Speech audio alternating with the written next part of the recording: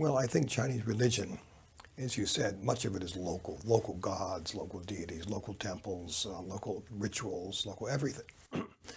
But actually, underlying it, the genius of it, I think, over the last 2,500 years, has been a certain kind of quest for universality. That is a push beyond the local.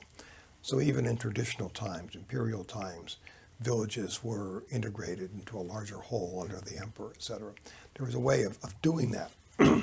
In many ways, many of the aspects of Chinese morality and Chinese culture that we talk about at the village level are very similar to, almost the same as that of peasant cultures around the world. So the emphasis on the family and the patriarch of the family and the extended family and the rituals about kin and so forth. You'll find those in rural Mexico.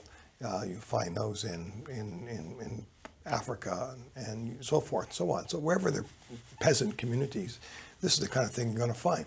So that's kind of common. But what makes China very interesting and important as civilization is that they had a way of having people, these peasants, go beyond themselves and become part of a larger system, at least partially, even though most of the ordinary people, the grassroots, their attention was focused on the local and so forth. But there was a way to go beyond.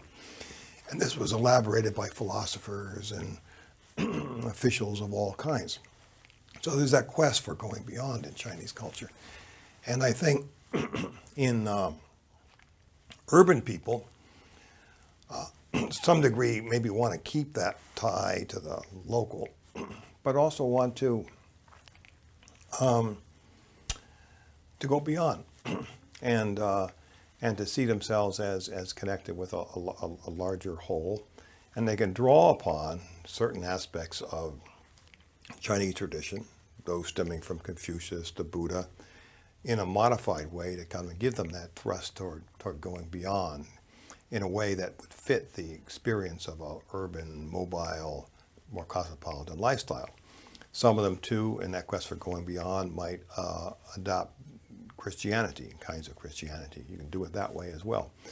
But again, I think as people go to the city and become mobile, become professional, they need to kind of have some sort of a faith and a morality that is not disconnected exactly with the old faith that was rooted in those localities, but enables them to go beyond, to transcend.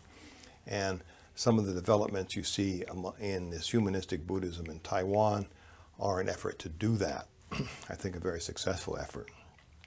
Some of the Christian movements are an effort to do that. And you see this kind of thing taking place in various forms in China, as is described in various parts of the book. So that's very interesting and very exciting, this transformation of local religions into something more universal, more transcendent.